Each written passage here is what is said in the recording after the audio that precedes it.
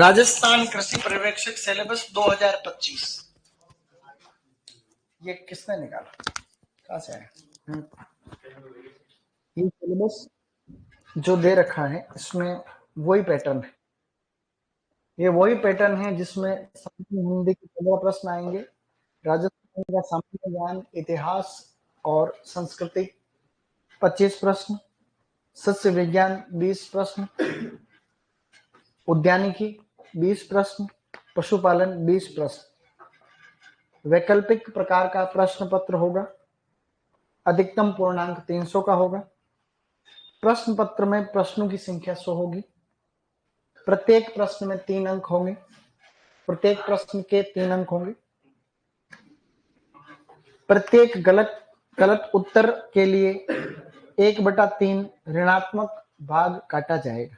Okay, ये था उद्यानिकी का जो आपका सिलेबस है, जैसा कि मुझे पता ही है पहले से, फिर भी मैं वापस रिपीट नहीं कर रहा हूं, मैं ऐसे देख रहे हैं खाली बस।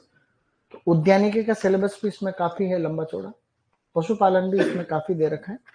आप सिलेबस की एक कॉपी हमेशा अपने साथ कैरी करें, सबके साथ सिलेबस होना चाहिए। किस किस के पास है? Everybody must have syllabus. आपके पास सिलेबस की एक फोटोकॉपी होनी ही चाहिए, ठीक है? उससे क्या है कि ठीक रहता है, आपकी तैयारी कितनी चल रही है, कैसी चल रही है, कितना सिलेबस हो गया, नहीं हुआ, अध्यापक लोग कितना करा रहे हैं, तुमको खुद ब खुद कितना करना है, उसकी जानकारी रहे। तो हॉर्टिकल्चर जो है वो हम कर लेंगे, उसमें समस्या आपको नहीं आने देंगे, ऐसा प्रयास रहेगा। फिर तो हरी करे सो खरी, है कि नहीं? भगवान करे जो ही होना है ना अपने आप, है कि नहीं? अरे है कि नहीं तो बोला हाँ। ये क्या देख रहे हो? फिर मैं है कि नहीं घूर रहा हूं मेरी तरफ। हमने वैज्ञानिक नाम याद करने का प्रयत्न किया था, तो उम्मीद कर रहा हूं कि आप लोगों ने भी वैज्ञानिक नाम याद किए होंगे। मैं पूछ रहा हूं, आपको हाथ खड़ा करना है। गांठ गोभी का नाम क्या होता है? हाथ खड़ा, हाथ खड़ा। क्या होता है भैया? आगे भी तो बताना है। ब्रेसिका ओलेरिया तो सबका ही होता है। ब्रेसिका ओलेरिया वैरायटी गोंगिलोडस या कोलोरापा। हाथ खड़ा करोगे। शकरकंद का कुल क्या होता है? देखो कम को याद है, कॉर्नवोल्वुलेसी। और हाथ खड़ा करोगे। सेब का वैज्ञानिक नाम क्या होता है? Malus domestica. ठीक है, शाबाश। डोमेस्टिक शब्द का मतलब था घरेलू, डोमेस्टिक यानी घरेलू, ठीक है? जिसको घरे पे पालतू को भी डोमेस्टिक कहता है। पालतू पशु यानी घरेलू पशु, जिनको डोमेस्टिक एनिमल, डोमेस्टिक मतलब पालतू। इसी तरीके से और भी जो है नाम है, जैसे बेर का कुल होता है रेमनेस, पालक का कुल होता है चिनोपोडियस, देसी पालक का नाम होता है बीटा वल्गेरिस वैरायटी बेंगालेंसिस, और विलायती पालक का होता है स्पाइनेशिया ओलेरिया। तो आप लोग मेरे साथ रिपीट करेंगे, ठीक है? अब आप तुरंत रिपीट करेंगे, पहले मैं बोलूंगा बाद में तुम। टमाटर को बोलो लाइको पर्सिकोन एस्कुलेंटम, आलू सोलेनम ट्यूबरोसम, बैंगन सोलेनम मेलोंजियम, भिंडी एबेलमोस्कस एस्कुलेंटस, मिर्च कैप्सिकम एनम, देसी पालक बीटा वल्गेरिस वैरायटी बेंगालेंसिस, विदेशी पालक स्पाइनेशिया ओलेरेशिया, गाजर डोकस केरोटा, मूली रेफिनस सेटाइवस, फूल गोभी ब्रेसिका ओलेरेशिया वैरायटी बोट्राइटिस, पत्ता गोभी ब्रेसिका ओलेरेशिया वैरायटी केपिटाटा, गांठ गोभी ब्रेसिका ओलेरेशिया वैरायटी गोंगिलोडस। इसी प्रकार से ब्रोकली ब्रेसिका ओलेरेशिया वैरायटी इटालिका। क्या बात, इतने सारे नाम अपने को याद हो रहे नहीं हो रहे? शकरकंद को आइपोमिया बटाटाल्स क्या कहते हैं? बोलो अरबी कोलोकेशिया एस्कुलेंटा, अंगूर वाइटिस विनिफेरा, अमरूद सीडियम गुआजावा आदि। ठीक है, ये सभी नाम हमें याद रहने चाहिए। हो जाएंगे कि नहीं हो जाएंगे? टेस्ट भी होगा तो भी ज्यादातर चीजें इसमें से आएगी। अगला जो वर्गीकरण है वो हम पढ़ने जा रहे हैं पकने के आधार पर। अभी तक जो पढ़ा वानस्पतिक वर्गीकरण था, पकने या श्वसन के आधार पर, पकने या श्वसन के आधार पर। तो बेटा हम पकने और श्वसन के आधार पर वर्गीकरण पढ़ रहे हैं। सबका ध्यान इधर ही होना चाहिए, सबका ध्यान बोर्ड की तरफ होना चाहिए। अभी आपको लिखना है नहीं, जब कहूं मैं लिखो तब लिखना है, इसलिए आप सभी इधर ध्यान देंगे। टॉपिक है अपना पकने और श्वसन के आधार पर। थोड़ा सा आपको समझा रहा हूं, उस बात को ध्यान से सुनना, बाद में हम आगे की बात करेंगे। मैं एक छोटा सा ग्राफ बना रहा हूं, समझने के लिए है, खाली ओनली फॉर अंडरस्टैंडिंग के उद्देश्य से है, इसलिए कोई भी ज्यादा इसको दिल पे नहीं लेवे कृपया, समझने के उद्देश्य से बता रहा हूं। आप इसको थोड़ा सा देखें। ये मैंने ग्राफ यहाँ पे बनाया है गाइस, ये पूरा का पूरा जो है ओनली फॉर अंडरस्टैंडिंग। कुछ शब्द यहाँ अंग्रेजी के लिख रहा हूं जो कि समझने के उद्देश्य से है, इसीलिए। ठीक है ना, ये मैं ग्राफ बना रहा हूं। ये किसी भी फल का मैंने बनाया कि भाई फल पकता है उस तरीके से कैसे, जैसे ग्राफ में यहाँ समझाता हूं। जैसे ये कोई भी फल है उसकी वृद्धि हो रही, फ्रूट बनने के बाद में उसकी ग्रोथ हो रही, परागण हो गया है, फल बन रहा है। अब फल के अंदर क्या क्या बदलाव आते हैं उसकी बात कर रहे हैं। ठीक है, फल धीरे धीरे ऐसे बढ़ रहा है, ग्रोथ हो रही है। ये कर्व कौन सा है? ग्रोथ। ग्रोथ को कहते हैं बेटा वृद्धि। क्या कहते हैं? ग्रोथ हो रही है यहाँ पर। अब जैसे कोई भी फ्रूट बनता है, ये वाली जो अवस्था उसके फ्रूट में देख रहे हैं, ये पकने की अवस्था है। कौन सी है? ये उस फ्रूट की पकने की अवस्था को प्रदर्शित कर रहा है, यानी कि ये जो यहाँ पे आप देख रहे हो, ये वाला जो हमने बनाया। कोई भी फल होता है उसमें पहले कोशिका विभाजन होता है। क्या होता है? कोशिका विभाजन। तो मैं यहाँ पे जैसे कोई भी फ्रूट बना, उसमें सबसे पहले होता है सेल डिवीजन। क्या होगा? सेल डिवीजन का मतलब होता है कोशिका विभाजन। फ्रूट का कोशिका विभाजन होगा, फिर कोशिका धीरे धीरे बड़ी होती, उसको कहते हैं सेल इनलार्जमेंट। क्या कहते हैं? ऐसे मत सोचना है कि मैं अंग्रेजी में लिख रहा हूँ, ऐसा कुछ भी नहीं, खाली समझने के उद्देश्य से। सेल इनलार्जमेंट क्या है? ये इनलार्जमेंट का मतलब होता है बड़ा। जैसे एक हार्मोन तो है साइटोकाइनिन। क्या है? पौधों के अंदर हार्मोन होते हैं ना, पौधे बहुत सारे हार्मोन ऐसे प्राकृतिक रूप से ही बनाते हैं, उनको हम प्लांट हार्मोन कहते हैं। कुछ ऐसे तत्व जो पौधे के द्वारा बनाए जाते हैं बहुत ही कम मात्रा में, और वो पौधे की वृद्धि को प्रभावित करते हैं, जैसे cytokinin, auxin, gibberellic acid and abscisic acid, ethylene आदि। उसके अलावा भी जेस्मोनिक एसिड, ब्रेसिनोस्टेरॉइड आदि। तो ये क्या होता है, बहुत कम मात्रा में वृद्धि को जो है बदलाव ला देते हैं बहुत सारा। तो कोशिका विभाजन को बढ़ावा देता है साइटोकाइनिन, जबकि कोशिका के आकार को बढ़ाते हैं जिब्रेलिक एसिड। कौन बढ़ाता है? जिब्रेलिक। कोशिका बड़ी हो रही है। ये यहाँ जो मैंने पीरियड लिखा है, ये पकने का टाइम है। क्या है ये? पकने को बोलते हैं राइपनिंग। क्या लिख रहा हूं मैं? खाली समझने के लिख रहा हूं। अभी देखो क्या पढ़ना चाह रहे थे। ये पकने का पीरियड है ये, जबकि ये पीरियड कोशिका विभाजन का। यहाँ मैंने बनाया है सेल इनलार्जमेंट। ये सेल इनलार्जमेंट से लेकर के ये जो पूरा का पूरा पीरियड है, ये एक परिपक्वता है। क्या है? फल परिपक्व हो रहा, उसको कहते हैं मैच्योरेशन। क्या कहते हैं? भाई मैच्योर होने को हम लोग क्या कहते हैं? परिपक्वता और मैच्योरेशन। मैच्योर एक वर्ब यानी क्रिया है, और मैच्योरेशन एक नाउन। क्या है? नाउन, संज्ञा। नाउन का मतलब क्या? संज्ञा, जो किसी नाम को प्रदर्शित करती। कोई नाम है तो वो संज्ञा, कोई किसी वस्तु के, किसी जगह के या किसी व्यक्ति विशेष के नाम को संज्ञा कहते हैं। यू नो संज्ञा, सर्वनाम। जो संज्ञा के स्थान पर प्रयुक्त होता है उसको सर्वनाम कहते हैं। जैसे कि लादू लाल एक संज्ञा है, लादू लाल की जगह हम बोल रहे हैं वह। क्या बोल रहे हैं? वह, सर्वनाम। संज्ञा और सर्वनाम की जो विशेषता बताता है उसको विशेषण कहते हैं। तो संज्ञा को तो हम लोग कहते हैं नाउन, सर्वनाम को कहते हैं प्रोनाउन, और उसको कहते हैं एडजेक्टिव। क्या कहते हैं? पता नहीं यार कैसे आया, भगवान जाने। वापस तो कोशिका विभाजन हो रहा है, कोशिका बड़ी हो रही, फिर फल परिपक्व हो रहा है पूरा का पूरा। ठीक है, ये पूरी की पूरी वृद्धि चल रही। फल पकने के बाद में बूढ़ा हो रहा है। बूढ़ा होने को कहते हैं सेनेसेंस। क्या कहते हैं? जीर्णता कहते हैं उसको, क्या कहते हैं, जीर्णता। ये मैंने खाली समझने के उद्देश्य से ही बताया, आप कोई भी दिल पे नहीं ले इसको, ठीक है। अब देखें आगे, वही तो अच्छी, देखो कितना अच्छा लिखा है, शाबाश, ऐसे लिखते रहो। तो आपके पढ़ाने से लगता है कि आप जुनून और रुचि के साथ पढ़ाते हो, ऐसे ही लगे रहो।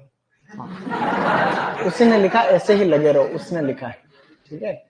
अच्छी बात है बेटा, तुम भी ऐसे ही अच्छी अच्छी बातें लिखते रहो।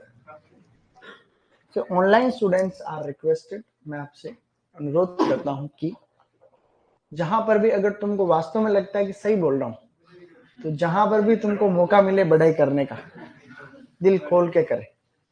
क्योंकि क्या है कि प्रशंसा करने से अपना तो कुछ जाता नहीं, अपना क्या ही जाता। तो जैसे मैंने कोई यूट्यूब पे वीडियो डाला, इंस्टाग्राम पे रॉयल के ऊपर, या कहीं पर भी सोशल मीडिया पे देखो, तो नीचे अच्छी अच्छी चीजें लिखनी है तुमको।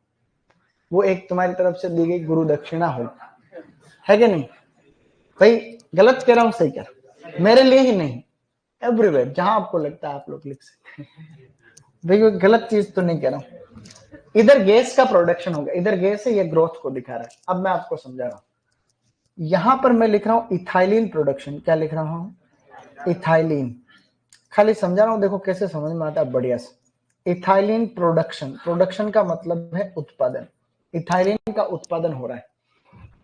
ऐसे फल जिनमें इथाइलिन का उत्पादन के ऊपर कोई भी फर्क नहीं पड़ता है, जैसे इथाइलिन पहले थी वैसी से रह रही, इसको कहते हैं नॉन क्लाइमेट्रिक फल। क्या कहते हैं?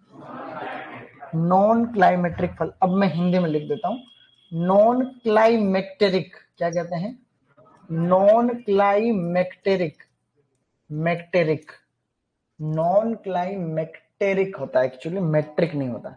नॉन क्लाइमेक्टेरिक फल, ऐसे फल जिनमें इथाइलिन की दर में कोई परिवर्तन नहीं हुआ, उसको हमने क्या बोला? Non climacteric.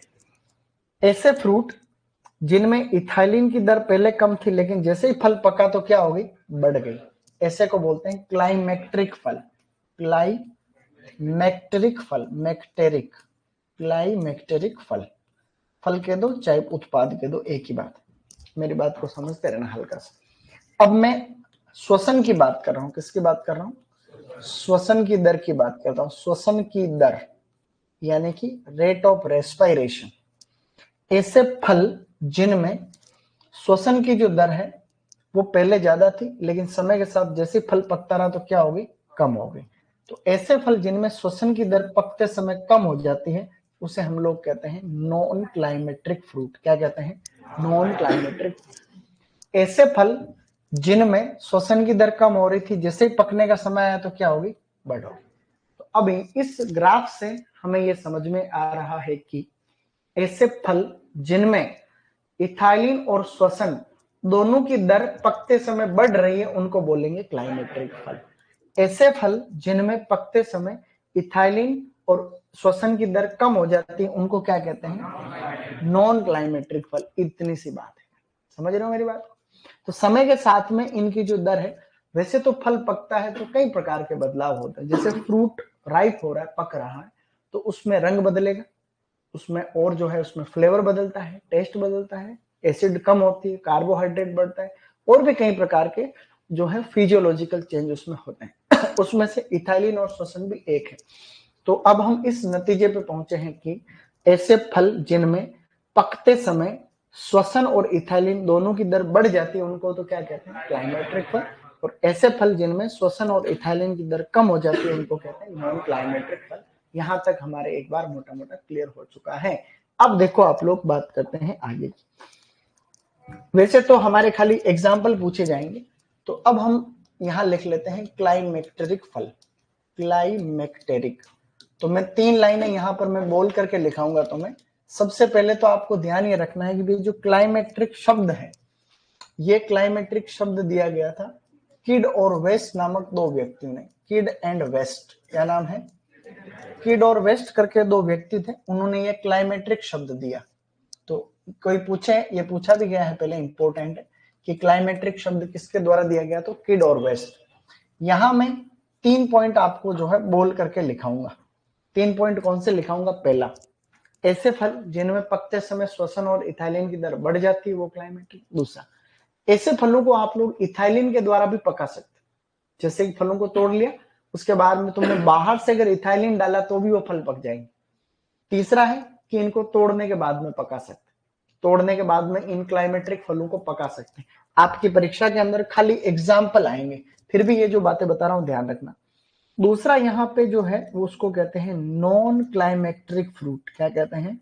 नॉन क्लाइमेट्रिक फल जो भी होते हैं। अब नॉन क्लाइमेट्रिक में जो मैं जो पॉइंट आपको लिखाऊंगा वो भी लगभग लगभग आपके सेम टू सेम ही रहेंगे, जैसे कि खाली उल्टा रहेगा थोड़ा। ऐसे फल जिनमें पकते समय श्वसन और इथाइलिन की दर कम हो जाती है। ठीक है। दूसरा लिखेंगे इन फलों को हम लोग इथाइलिन के द्वारा नहीं पका सकते। तीसरा लिखेंगे कि पेड़ से तोड़ने के बाद में भी हम उनको नहीं पका सकते, जबकि इनको क्या थे? पका सकते हैं। ये मैं बोल के आपको वापस लिखाऊंगा। अब हम यहाँ बात करने जा रहे हैं कि उदाहरण कौन कौन से हैं। तो ऐसे कौन कौन से फल हैं जो क्लाइमेट्रिक है? तो मेरे साथ याद रखना, बोलो आम, केला, पपीता, आम, केला, पपीता, अमरूद, इसके अलावा देखो चीकू, चीकू, सीताफल, सीताफल, बिलपत्र, खजूर आदि। होने को तो यहाँ पर और भी मैं जैसे लिख रहा हूं, लेकिन मेन मेन यही है। मेन फ्रूट आपके ये हैं। अन्य फलों के अंदर और भी आप एवोकाडो, एक फल कौन सा है? एवोकाडो फल है, वो भी आप याद रखना, क्योंकि सबसे इंपॉर्टेंट यही है अच्छे एग्जाम के लिए। सेब, नाशपाती वगैरह तो इसमें है ही है। सेब है, नाशपाती है, सेब वाले चारों के चारों इसी में आते हैं। सेब, नाशपाती, आड़ू, आलू बुखारा। फ्रूट तो मैंने कल आपको कहा था ना, उधर इतने पढ़ा के आए, तो वो इसमें भी आते हैं, लेकिन फिर अपने ओवरलोडिंग हो जाएगी, क्योंकि सिलेबस में नहीं है ना, फालतू बचाड़े खाने का क्या ही मतलब। ऐसे अंजीर और लिख सकते हैं इसमें। भाई अंजीर के पौधे आपने अगर देखे तो अंजीर के फलों को भी हम लोग तोड़ने के बाद में खा सकते हैं, नहीं पका सकते हैं मतलब। तो सामान्यतया इजी क्वेश्चन आता है। आप आम हो गया, केला हो गया, पपीता है, अमरूद है, चीकू को भी पका ही सकते, सीताफल को भी पकाने। खाली आपको दिक्कत इन दोनों को थोड़ी ज्यादा समझ में, बिलपत्र का पता नहीं चलता, इसका नहीं पता चलता। आम को तो पकाते हैं, केले को भी हम पकाते हैं, गाँव में क्या, खजूर को पकाते हैं, खजूर तोड़ के लाते, बोरी में भर के रख दे, पक जाती है 4 दिन बाद, पकता नहीं पकता। सीताफल को भी ऐसे करते हैं। अवोकाडो का इंपॉर्टेंट है, प्रश्न आ रखा है एफएसओ के एग्जाम में, इसलिए आप लोग, अवोकाडो का वैज्ञानिक नाम होता है पर्सिया अमेरिकाना। क्या होता है? जो आपके सिलेबस का भाग नहीं। क्लाइमेट्रिक शब्द तो उन्होंने दिया, नॉन क्लाइमेट्रिक किसने दिया उसका कुछ पता नहीं। ठीक है, पता होता तो अभी बता देता, है कि नहीं? तो ऐसा कुछ भी फिक्स है नहीं है। तो वो क्लाइमेट्रिक है, बच्चे हुए सारे नॉन क्लाइमेट्रिक। अब हमें, ये तो फल हो गए। सब्जियां, सब्जियों को कहते हैं वेजिटेबल। तो जैसे तो सब्जियों का कभी भी प्रश्न आता नहीं यहाँ से। टमाटर है जैसे कि, और खरबूज, टमाटर और खरबूज इसके एग्जाम्पल है। ठीक है, कभी प्रश्न इसका आया नहीं है सब्जियों का, लेकिन फिर भी ध्यान रखना। नॉन क्लाइमेट्रिक वाली कैटेगरी में कौन कौन से फल आते हैं, यानी कि फ्रूट आते हैं, वो हम याद रखें। एक तो आते हैं नींबू वर्गीय फल। क्या आ रहा है? नींबू वर्गीय फल, यानी सिट्रस का पूरा ग्रुप। इसके अलावा अंगूर, क्या है? जैसे कि अंगूर है, जैसे कि आंवला है, और अनार है। अंगूर, आंवला, अनार। तो अनार भी इसी कैटेगरी में है, ध्यान रखना। बेर भी इसी कैटेगरी में है, बेर। ठीक है ना, ये बहुत अच्छे से आप देख करके इनको ध्यान रखेंगे तो बात बने, देखो बाकी तो क्या ही होगा। इसके अलावा कुछ ऐसे फ्रूट है जैसे लीची। क्या है? लीची, पाइनएप्पल और स्ट्रॉबेरी। लीची, पाइनएप्पल एवं स्ट्रॉबेरी। लीची, पाइनएप्पल, स्ट्रॉबेरी, तब जाकर के बात बनी। जो फूड सेफ्टी ऑफिसर में प्रश्न आया था वो क्या था? निम्नलिखित में से कौन सा एक नॉन क्लाइमेट्रिक फ्रूट नहीं है? लीची, पाइनएप्पल, स्ट्रॉबेरी और अवोकाडो। क्या करोगे? निम्न में से कौन सा क्लाइमेट्रिक फल नहीं है? उसमें आम, केला, पपीता, अंगूर। क्या है? देखो आगे हम पढ़ेंगे कि नींबू वर्गीय फलों में भी एक फ्रूट आता है, ग्रेप फ्रूट। बड़े एग्जाम में क्या कंफ्यूजन होता है कि ग्रेप को अंगूर कहते हैं, और ग्रेप फ्रूट एक नींबू का ही फल होता है, जिसको सिट्रस पैराडीसी कहते हैं। क्या कहते हैं? तो बड़े एग्जाम में ये कंफ्यूज करने, ग्रेप भी आता है, ग्रेप फ्रूट भी आता है, ऐसे लड़कों को ये कंफ्यूजन करते हैं। भाई खास बात है नहीं। ये तो फल हो गए। सब्जियों में इसमें एक तो आप खीरा याद रख सकते हो, क्या रख सकते हो, खीरा जो है ज्यादा इंपॉर्टेंट है। बाकी तरबूज वगैरह और भी सब्जियां हैं, लेकिन सब्जियों का कभी कोई प्रश्न देखने में आया नहीं। जो प्रश्न आता है वो कौन सा, फ्रूट का ही आता है, तो आपको ध्यान रखना है। तो क्लाइमेट्रिक फल कौन कौन से होंगे, आम, केला, पपीता, अमरूद, चीकू, पाइनएप्पल, बेलपत्र, खजूर, और एवोकाडो, सेब, नाशपाती, अंजीर। कुछ एक्स्ट्रा भी हमने लिख लिए हैं, ठीक है। नॉन क्लाइमेट्रिक सिट्रस है, अंगूर है, आंवला है, अनार है, बेर है, लीची, पाइनएप्पल इत्यादि, है कि नहीं। अब कोई किसान है, माना कि कोई भी किसान है, मान लो कि ये कोई भी फार्मर है, ठीक है, ये किसान है, कोई भी फार्मर है, पगड़ी पहन रखी। फार्मर की दो प्रकार की इच्छाएं हैं। फार्मर जो होता है किसान वर्ग, दो चीजों वो जान रहा है, बगीचा है। एक तो वो ये चाहता है कि मेरे फल जो है वो जल्दी जल्दी पक जाए, किसान के फल क्या हो, जल्दी पक जाए। तो ऐसे कौन से केमिकल हैं, उनको हम लोग फल पकाने हेतु काम में लेते हैं। तो फल पकाने हेतु का मतलब है फ्रूट राइपनर, क्या है, फ्रूट राइपनर के रूप में। तो हार्मोन के रूप में तो हम लोग इथाइलिन लेते हैं, इथाइलिन से हम लोग ट्रीट कर देते हैं। इथाइलिन बाजार के अंदर या तो ये इथ्रेल की फॉर्म में मिलेगा या ये इथेफोन के नाम से मिलेगा, इथेफोन। तो इथ्रेल, इथेफोन, या जिसको सरकार ने भी बैन कर दिया है उसको आपको काम में लेना है, कैल्शियम कार्बाइड। क्या है, कैल्शियम कार्बाइड, यहां लिख रहा हूं मैं, कैल्शियम कार्बाइड, जो कि वर्तमान के अंदर जो है प्रतिबंधित है। क्या है, वर्तमान में भारत सरकार ने इसको जो है प्रतिबंध कर रखा है, प्रतिबंधित, यानी सरकार ने इस पर बैन लगा रखा है, क्योंकि कैंसर होता है। जहां पर इथाइलिन फल को 5 दिन में पकाता है, कार्बाइड वहां पे 2 दिन में पका देता है। तो इससे क्या है कि कैंसर वाले जो ये कार्बाइड खुद कैंसर पैदा करता है, तो इससे कैंसर होता है, लोगों के स्वास्थ्य के लिए हानिकारक है। मद्देनजर इसको भारत सरकार ने प्रतिबंधित या बैन कर दिया। समझ रहे हो बात को, ऐसा। तो ये इथाइलिन पकाने के, लेकिन एग्जाम में अभी भी आता है। तो किसान की इच्छा थी कि फल जल्दी जल्दी पक जाए तो बाजार में जल्दी जल्दी बिक जाएंगे, जल्दी जल्दी बिकेंगे तो अच्छा खासा पैसा मिल जाएगा, ऐसी बात। तो ये मार्केट में भाव चल रहा है तो जल्दी पकाने भी पड़ते हैं। एक किसान की इच्छा है कि फल धीरे धीरे पके, क्योंकि फल जितने जल्दी पकते हैं उतने जल्दी खराब भी होते हैं। फलों को जल्दी पकाया तो जल्दी खराब हो जाए। इसमें एक लॉजिक आता है कि इथाइलिन के उत्पादन के हिसाब से, यानी हर फल इथाइलिन छोड़ता है। फल इथाइलिन एक हार्मोन है जो पौधे के अंदर बनता है, पौधे के अंदर बनता है। इसको बाहर से भी हम लोग जो है इसको लेबोरेटरी के अंदर भी इसको सिंथेसिस हम लोग इसका कर सकते हैं, मतलब लैब में भी बना सकते हैं कृत्रिम रूप से। तो पौधे के अंदर तो बन ही रहा है, हम बाहर से छिड़क रहे हैं तो जल्दी पकेगा। अब पौधे के अंदर जो बन रहा है वो अगर कम बने तो ही बात बने। तो यहाँ पे तो हर एक पौधे को इथाइलिन के उत्पादन की रेट के हिसाब से वर्गीकरण कर रखे कि अधिक इथाइलिन छोड़ने वाले, थोड़ी थोड़ी कम इथाइलिन छोड़ने वाले, बिल्कुल कम इथाइलिन छोड़ने वाले। तो जैसे कि एक है चीकू, जैसे है खरबूजा, जैसे एक फ्रूट आता है पैशन फ्रूट, कीवी फ्रूट। तो कुछ ऐसे फ्रूट होते हैं जो इथाइलिन को ज्यादा छोड़ते हैं।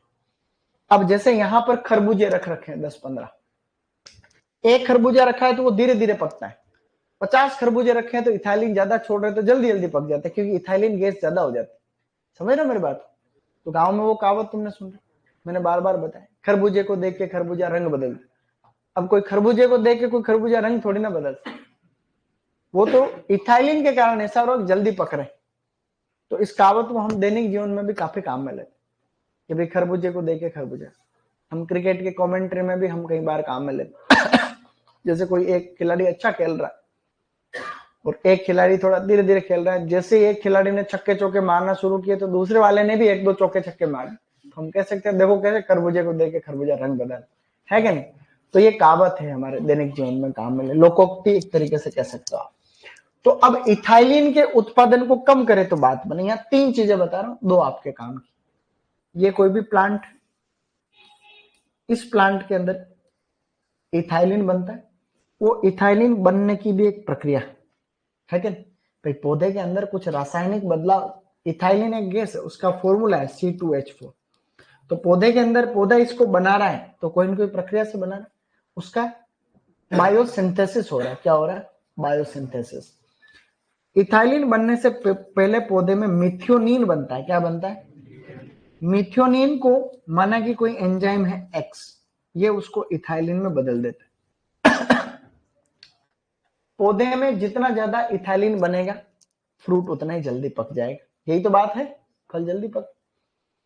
हम कुछ ऐसे रसायनों का छिड़काव करें जिससे ये एंजाइम की क्रियाविधि पे फर्क पड़ जाए। हम कुछ ऐसे रसायन छोड़ें इस पे, पौधे के ऊपर छिड़काव करें जो इस एंजाइम को कंट्रोल कर ले। अगर इस एंजाइम को हमने कम कर दिया तो इथाइलिन कम बनेगा, बनेगा नहीं बनेगा? इथाइलिन कम बनेगा तो पौधे की भी वृद्धि ज्यादा होती है, क्योंकि इथाइलिन का काम होता है पौधे की वृद्धि को रोकना। इथाइलिन एक वृद्धि अवरोधक रसायन यानी कि हार्मोन है।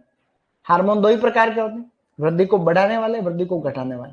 तो घटाने वाले दो है, एब्सिक एसिड और इथाइलिन, समझ रहे हो? तो अगर पौधे के अंदर इथाइलिन कम बनेगा तो पौधा वृद्धि ज्यादा करेगा। तो इस हार्मोन को रोकने के, इस एंजाइम को कंट्रोल करने के कई फायदे भी होते हैं। तो कुछ ऐसे केमिकल होते हैं जो इसको रोक लेते हैं, कुछ होते हैं जो इसके एक्शन को रोक लेते हैं, मतलब इथाइलिन को काम नहीं करने देते ढंग से, तो उनको तो हम लोग बोलते हैं इनहिबिटर। क्या कहते हैं? तो यहां पे मैं लिख रहा हूं number 1, ethylene inhibitor. Ethylene inhibitor, inhibitor. Inhibit का मतलब होता है रोकना। क्या है? तो यहां पे मैं लिख देता हूं बोले हिंदी में, हालांकि हिंदी एग्जैक्ट आती नहीं। इथाइलिन, इथाइलिन इनको हम लोग बोलेंगे इथाइलिन को रोकने वाले, मतलब अवशोषक नहीं बोल सकते। इनहिबिट का मतलब रोकना, अवरोधक। क्या बात है! तो इसको बोलेंगे इथाइलिन अवरोधक। शाबाश, इसको बोलेंगे इथाइलिन अवरोधक, जो उसको इनहिबिट कर रहे हैं। तो इथाइलिन को इनहिबिट करेंगे, उसके अंदर देखो कौन कौन से, कार्बन डाइऑक्साइड। क्या है? दूसरा सिल्वर नाइट्रेट। क्या है बेटा? Silver nitrate, silver nitrate. इसी प्रकार से एक है सिल्वर थायोसल्फेट। क्या है? Silver, silver thiosulphate, silver thiosulphate, sulphate, sulphate ऐसे याद रखना है। इसके अलावा और भी है कुछ केमिकल, जैसे 3 और 4, उसको बोलते हैं 1-MCP। क्या बोलते हैं? एमसीपी को आप लोग बोल सकते हो मिथाइल साइक्लोप्रोपेन। क्या बोलेंगे बेटा? शाबाश। तो हम इसको बोलेंगे 1 methyl, methyl cyclopropane, methyl cyclopropane, methyl cyclopropane. ये इथाइलिन के एक्शन को रोक लेंगे, इथाइलिन को काम करने नहीं देंगे, मतलब इथाइलिन के सिंथेसिस को रोकने का काम कर रहे हैं एक तरीके से। तो ये जो केमिकल है ये इथाइलिन को कंट्रोल करके रखेंगे। अब एक बार अगर इथाइलिन बन गया है तो उसको हम लोग बाद में, बनने के बाद में भी उसको कंट्रोल करते हैं, उसको कहते हैं इथाइलिन एब्जॉर्बेंट, उसको अवशोषित करने वाले। इथाइलिन बन गई है, गैस बन गई, अब उसको अवशोषित करने वाले, उनको हम लोग बोलते हैं इथाइलिन अवशोषक। क्या बोलते हैं? तो इथाइलिन अवशोषक। तो कुछ इसके अंदर अवशोषक, अवशोषक, ये अवशोषक भी होते हैं। इसके अंदर आता है पोटेशियम परमैंगनेट। क्या आता है? KMnO4 से समझ जाओगे, पोटेशियम परमैंगनेट। तो अभी ऐसे अच्छे अच्छे प्रश्न भी आते हैं आजकल, बड़े एग्जाम में अलग अलग पूछते हैं। जैसे इनहिबिटर लिख दिया तो आपको इनहिबिटर करना पड़ेगा। उन्होंने अगर आपको लिख दिया एब्जॉर्बर। क्या है?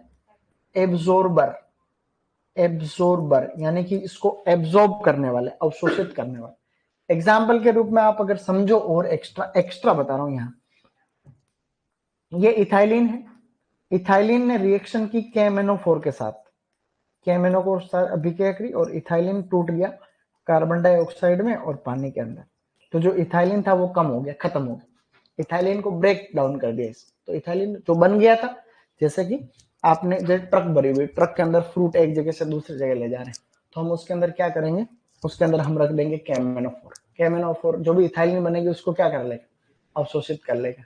जल्दी पकाना है तो हम उसके साथ में या तो कैल्शियम कार्बाइड रखेंगे या क्या क्या रखेंगे उसमें, उसको इथेनॉल से ट्रीट करेंगे। कैसे करेंगे? जैसे कोई फार्मर है, आम का बगीचा, अब आम का बगीचा तो आम लग रहे, आम एक क्लाइमेट्रिक फल है, हमने अभी पढ़ा, तोड़ने के बाद पका सकते।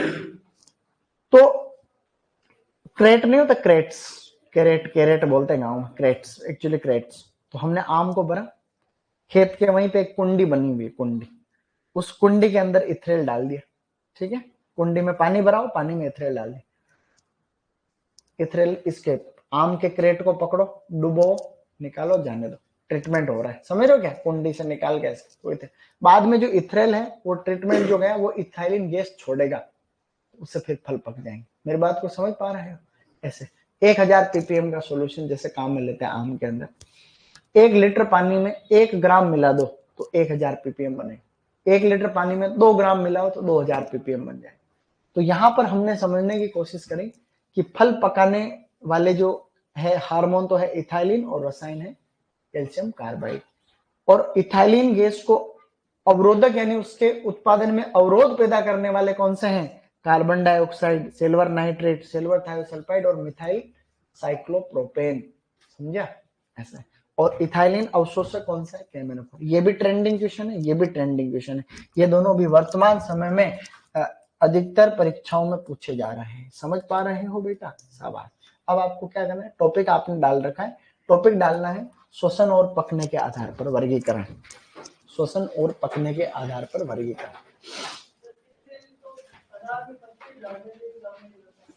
हाँ, जो इथ्रेल का काम अलग अलग, इथ्रेल का काम है वृद्धि को रोकना भी। इथ्रेल का काम, इथ्रेल को अगर आप अनार के अंदर काम मिले फूलों को नीचे झाड़ देना। इथ्रेल का काम होता है पौधे को स्ट्रेस की कंडीशन में लाना, स्ट्रेस की कंडीशन में लाना। एब्सिसिक एसिड का इनका काम है पौधे को स्ट्रेस की तनाव में लाना। तो जैसे तनाव में आए तो फल नीचे, फूल जो होंगे वो नीचे जड़ जाए ऐसे। ये तो टॉपिक डालना, ये वाला बाद में देखेंगे बनाना कि नहीं बनाना, अभी हम आगे बढ़ेंगे।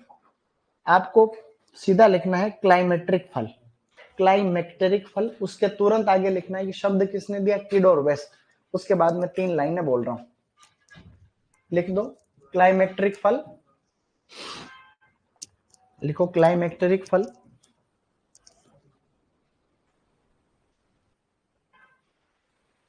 लिखो क्लाइमेक्टेरिक फल, और उसके आगे लिखो ये शब्द दिया किड एंड वेस्ट, और फिर उसमें 3 पॉइंट लिखने जो कि मैं बोल रहा हूं। पहला बिंदु लिखो, पहला बिंदु लिखो बेटा, ऐसे फल जिनमें पकते समय, ऐसे फल जिनमें पकते समय श्वसन व इथाइलिन की दर में वृद्धि हो जाती है।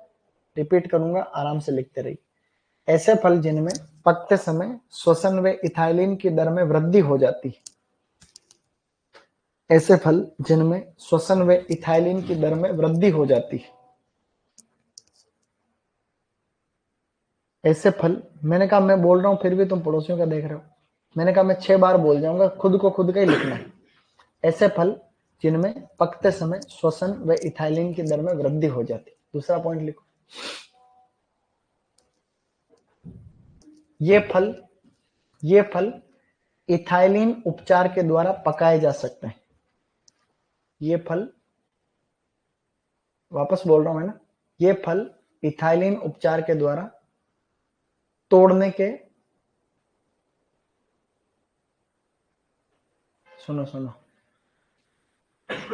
2 लाइनों को एक में ही डाल देते हैं अपन। वैसे तुमने लिखा उसमें ज्यादा कुछ बदलाव नहीं करना, ऐसे करना इन फलों को, बस इन फलों को, इन फलों को, इन फलों को इथाइलिन उपचार के द्वारा, इन फलों को इथाइलिन उपचार के द्वारा तोड़ने के बाद भी पकाया जा सकता है। क्या बात है? इन फलों को इथाइलिन उपचार द्वारा तोड़ने के बाद भी पकाया जा सकता है।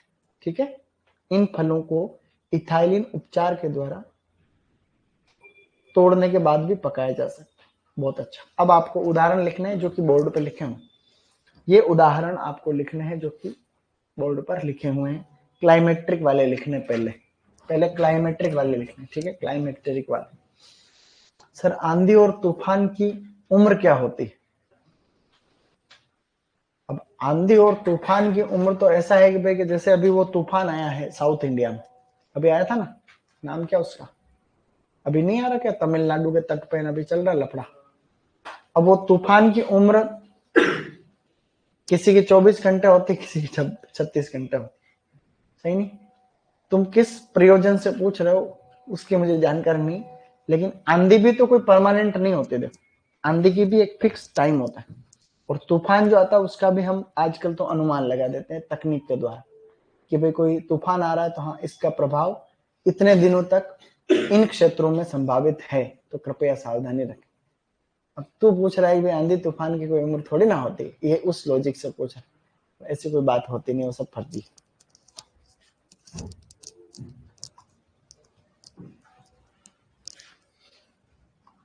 सर मानव में आंधी तूफान कैसे आएगा? तुझे पूछ रहा है ना, मैं वो सब समझ रहा हूँ, लेकिन मैं तेरे को वैज्ञानिक रूप से उत्तर देने की कोशिश कर रहा हूँ। भाई मानव में कोई आंधी तूफान कैसे आएगा? नहीं आ सकता, ऐसा कोई कुछ नहीं होता। ठीक है सर, आज मेरा जन्मदिन है, हैप्पी बर्थडे टू यू, हम सब की तरफ से, ऑफलाइन वालों की तरफ से, ठीक है। चलो, अवोकाडो भी एक फल है, ठीक है, अवोकाडो एक फल।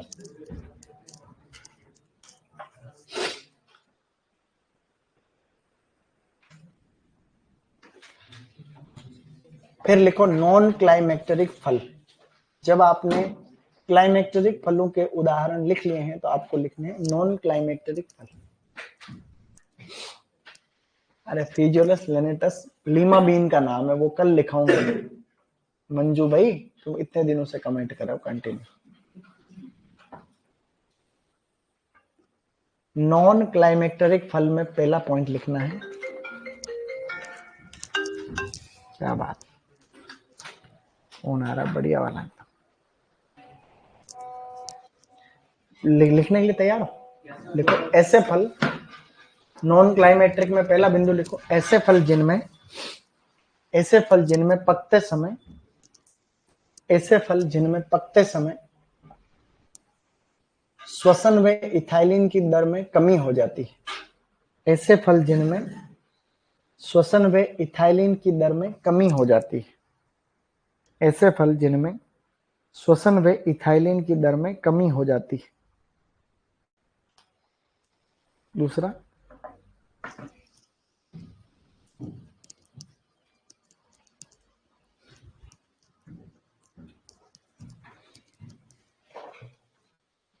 लिखो ये फल इथाइलिन उपचार के प्रति, ये फल इथाइलिन उपचार के प्रति कोई प्रतिक्रिया नहीं करते हैं। ये फल इथाइलिन उपचार के प्रति कोई प्रतिक्रिया नहीं करते हैं,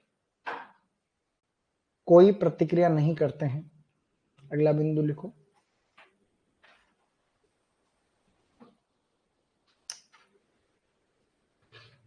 इन फलों को तोड़ने के बाद नहीं पकाया जा सकता।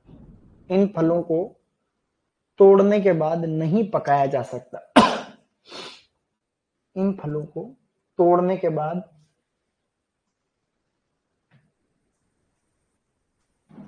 नहीं पकाया जा सकता। Okay good. अब लिखिए बोर्ड पे जो उदाहरण लिखे हुए हैं, अब आपको लिखने हैं बोर्ड पे जो उदाहरण लिखे हुए हैं, आराम से लिखें, इजी गोइंग।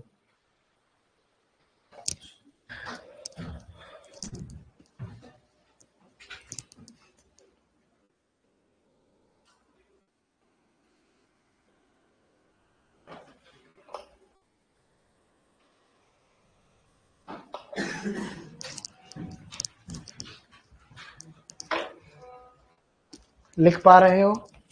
शाबाश।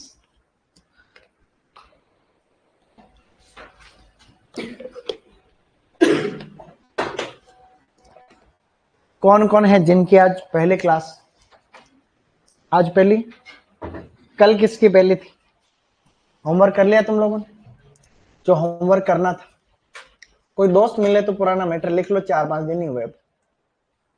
और अगर नहीं लिखना है तो फिर और जब भविष्य में वापस पढ़ेंगे ना बैकअप, वो पढ़ लेंगे, ठीक है। बाकी रिवीजन ही करा रहा हूँ 2 दिन, 2 वैज्ञानिक नाम यही है उसमें बस। तो तुम चाहो तो किसी की कॉपी लेके लिख सकते हो, कोशिश करो कि लिख डालो उसको, ज्यादा उसमें ऐसी समझने वाली बात है नहीं कुछ।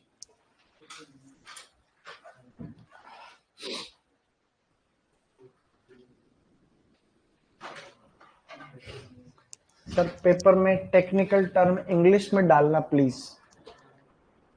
नहीं, मैं हमेशा डालता हूँ। मैं हमेशा ऐसा कोई शब्द जो है समझ से बाहर होता है उसको मैं अंग्रेजी में डालता हूँ, ठीक है। अंग्रेजी में डालना, अंग्रेजी में लिखता हूँ। हिंदी भी एक भाषा है, अंग्रेजी भी एक, दोनों अपनी भाषाएं, कोई टेंशन। अब आप लोग लिखेंगे ये इंपॉर्टेंट, मोस्ट इंपॉर्टेंट वाला बिंदु। पहले आपको ये लिखना है, फिर ये लिखना है, फिर तीसरे नंबर पर इसको लिखना है, कैम एंड ऑफ। वो अभिक्रिया वगैरह कुछ नहीं लिखनी।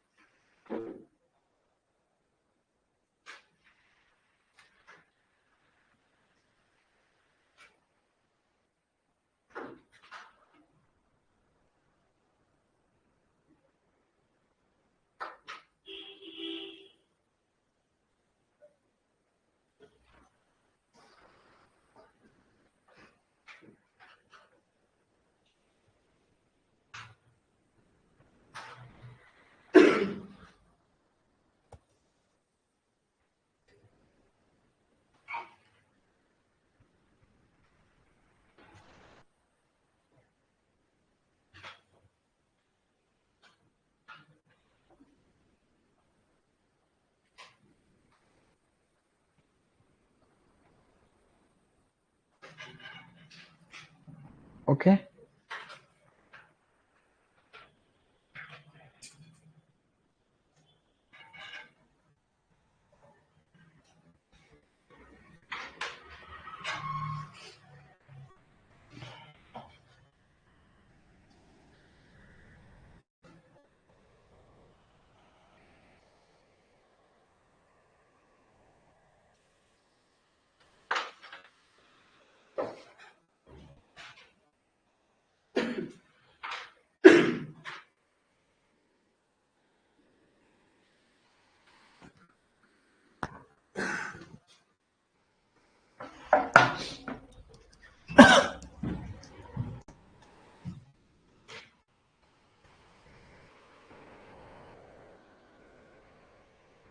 ओके गाइस,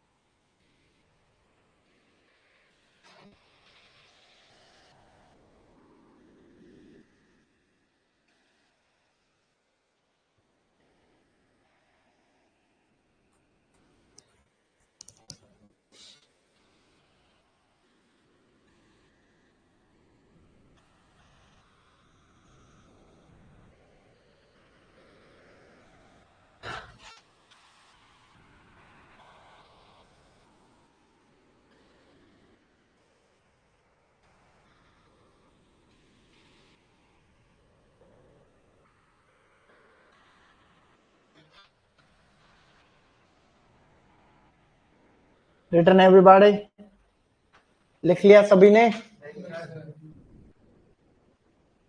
वो जो स्टार्टिंग में हमने ग्राफ बनाया उसको भी थोड़ा बनाओ क्या? तुम्हारे क्या लेना देना, तुम तो चाहते हो सिलेबस को शॉर्टकट में निपटा दो, एज शॉर्ट एज। लेकिन पिछली बार हमने पढ़ा हॉर्टिकल्चर, उसमें देखो काफी बदलाव चल रहे हैं धीरे धीरे, थोड़ा हम इस वर्जन को क्या कर रहे हैं, थोड़ा इम्प्रूव्ड वर्जन निकाल रहे हैं हम लोग। आईफोन 15, 16, 17 ऐसे, तो अपने भी सिलेबस के वर्जन होते हैं। अपने सिलेबस को छोटी मोटी चीज थोड़ी, अपने सिलेबस के वर्जन को नाम, जैसे पिछले बार जो था वो था एस, उसका नाम दो एस, दे दो एस ओ, मेरे नाम से S O. S O, H का मतलब हॉर्टिकल्चर, एस ओ एच या S H, S H version number S H 3। Horticulture के इस सिलेबस का क्या नाम है अपना? अब हमने आज नामकरण कर लिया, एस एच 3 क्या है, ये नया वर्जन है इस बार। लॉन्च हो चुका है नया वर्जन SH3। एस मतलब मैं, मेरा नाम सोनू है, दूसरा एच मतलब हॉर्टिकल्चर, तीसरा का मतलब तीसरा वर्जन, क्योंकि सुपरवाइजर का फर्स्ट वर्जन पढ़ा था, दूसरी भर्ती पढ़ी थी, तीसरी। सही नहीं? तो SH इंपॉर्टेंट क्वेश्चन तो ये आ गया एक तो तुम्हारा है। इसको अगर किसी को बनाना है तो काम आती है ये चीज, इसको बनाओ, 2 मिनट लगेंगे खाली, लेकिन ये मैंने काफी मेहनत के द्वारा बनाया है। नहीं, इस डायग्राम को मैं पढ़ के आया आज वापस, इसको मैं पढ़ के आया, और फिर इसलिए क्या है कि तुमको बनाना है, क्योंकि जब मैंने बनाया तो तुम भी बनाओ, काम आएगा। केल का वैज्ञानिक नाम कल बताया था ब्रेसिका ओलेरेसिया वैरायटी एसिफाला, और ब्रुसेल्स स्प्राउट का बताया था ब्रेसिका ओलेरेसिया वैरायटी गेमीफेरा। आज विश्व मृदा दिवस, वर्ल्ड सॉइल डे, विश्व मृदा दिवस 5 दिसंबर को आता है। मनाते तो कोई है नहीं, सब लोग कोशिश जरूर करते हैं मनाने की, जैसे कृषि विभाग वाले कोशिश करते हैं, हर ग्राम पंचायत में जहां जहां सुपरवाइजर लगा हुआ है उन वहां पर किसानों को बुलाते हैं, एक मीटिंग रखते हैं, उनको बताते हैं कि मृदा का महत्व क्या है, हमको है। फोटो भी खींचते हैं, फोटो भी आज फोटो इसलिए खींचते हैं कि फोटो बताना पड़ता है अधिकारियों को कि वास्तव में तुमने क्या नहीं किया, पता चला तुमने तो वो किया ही नहीं प्रोग्राम, तो कम से कम वो फोटो खींचने के लिए, फोटो खींचने के बहाने ही 5-10 लोगों को इकट्ठा तो करेगा भाई, फोटो खींचने के बहाने कम से कम अब उनको कुछ तो बताएगा कि आज क्यों बुलाया है, कम से कम उनको तो इस तरीके से कुछ तो उनके पास जाएगा, यही जागरूकता ऐसे जाती है कि नहीं। तो एक दिन में थोड़ी ना होता है, सब धीरे धीरे होता है।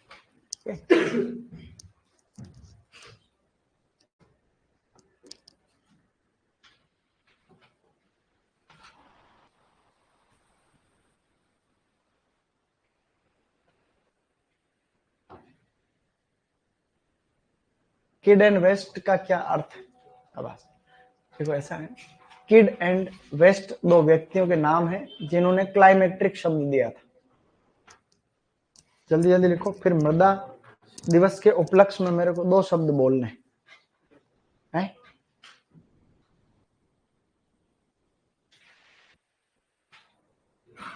सर सबके सब चोर हैं कृषि विभाग में।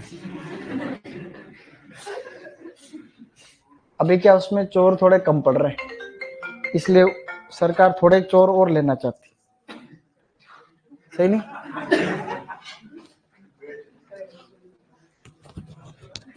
हेलो, हाँ जी, मैं अभी क्लास में हूँ यार। क्या लिख लिया सबने? तुम्हारे पास में 30 सेकंड और है, इसको बनाओ। और तुम भी जहां पर भी नौकरी करने जाओ ना, वहां एक तुम वापस पढ़ा भी तो सकते हो, तुम खुद पढ़ा सकते हो, जैसे कहीं भी नौकरी कर रहे हो सब जगह प्राइवेट गवर्नमेंट स्कूल, तो ज्यादातर प्राइवेट स्कूल भी है बहुत सारे, तो वहां भी तुम पढ़ा तो सकते हो। तो कब पढ़ाओगे? जब तुमको कुछ आएगा जाएगा है, इसीलिए तो सीखना अपने को। फिर पढ़ाओगे उससे क्या है कि पढ़ाने से फायदे बहुत होता है, पढ़ाने से चीजें याद हो जाती, आप खुद पढ़ाते हो तो वो चीज आपको अच्छे से याद हो जाती। तो अगर आपको किसी भी सब्जेक्ट में मास्टरी करनी है तो खुद पढ़ाने लग जाओ पहले, क्योंकि तुम कब पढ़ाओगे? जब तुमको आएगा, नहीं आएगा तो पढ़ के आना पड़ेगा। जैसे मेरे को ये मैं हर साल ही बता रहा हूँ, लेकिन मैं फिर इसको अच्छे से देख के आया, क्योंकि मेरे को पीजी में बताना था, तो मैंने जब देख के आया तो मैं सीख गया। एक बार उधर रिवीजन हो गया, एक बार इधर हो गया, एक आधा बेच जाएगा उसको और उतरा दूंगा, तो मेरे को याद हो जाएगा, नहीं हो जाएगा? तो सबके लिए ऐसा है, ये मैं एक उदाहरण दे रहा हूँ, हर चीज में यूं। सही कह रहा हूँ गलत? हाँ कहना तो सीखो ना कबूतर, हाँ तो बोला करो कोई चीज के बाद में, हाँ यस सर, हाँ सर, ऐसे झूठी साची बात है, हुकारा तो देना सीखो है? एक हुकारा देने का कितना महत्व होता है भाई। अगर आप एक चीज को समझो, अगर किसी देवरे के अंदर भोपा हो और भोपा के साथ में एक हजूरिया और होता है, भोपे के साथ में एक हुकारा देने वाला और होता है, भोपा जी ने को देवता आते हैं भोपा जी को, और इस बार ये है, ये है, ये होगा, हाँ अंधता, वो ये हो गया, हाँ अंधता, बिल्कुल सही बात। तो उससे क्या फर्क पड़ता है कि नहीं? ऐसे तो एज जैसा कि आपको पता है कि भाई आज मृदा दिवस।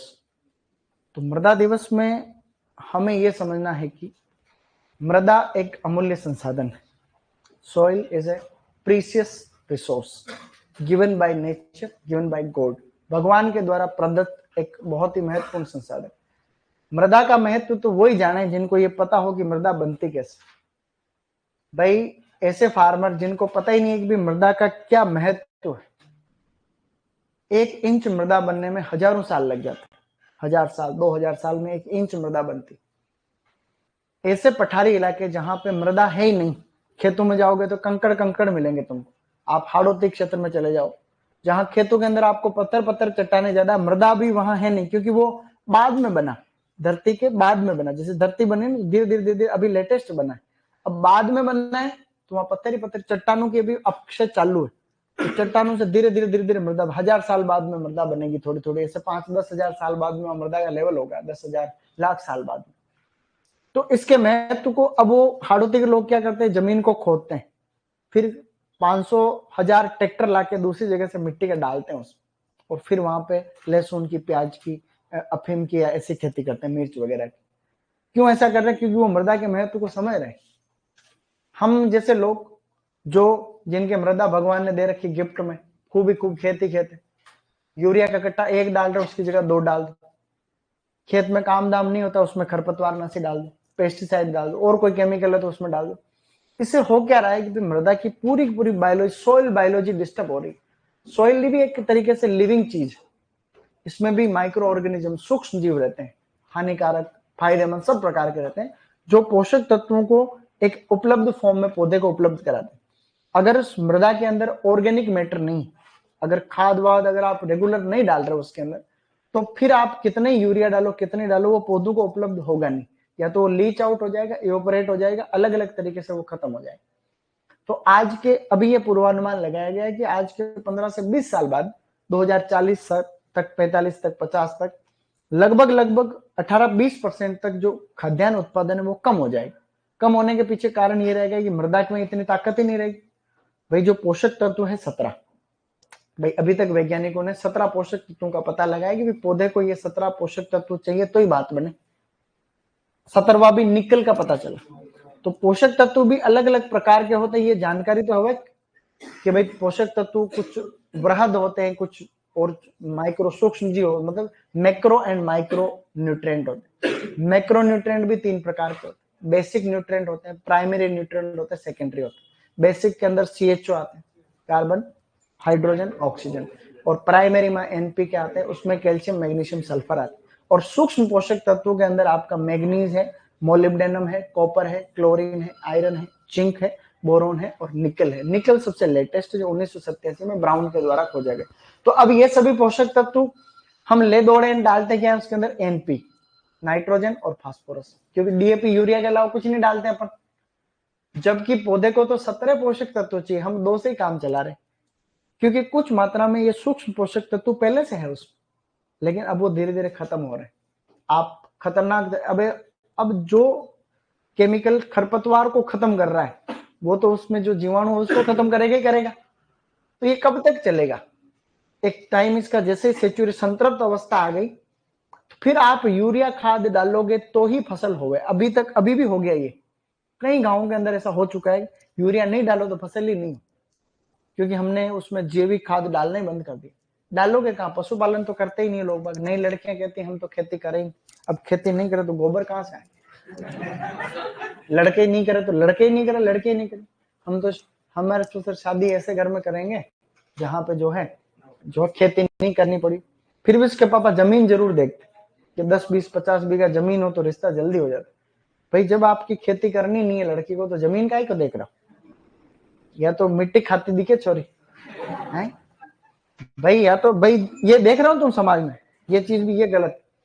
तो मृदा के महत्व को हम किसानों को बताएं, उससे पहले हम भी सीखें। और नई जनरेशन में नए नए बच्चे जो पढ़ रहे हैं 8वीं 10वीं 7वीं 6वीं, उनको हम धीरे धीरे इस बारे में बताएं कि भाई हाँ ऐसा ऐसा, तब जाके आने वाले टाइम परिवर्तन हो। तो मृदा दिवस में जागरूकता ही सब कुछ है।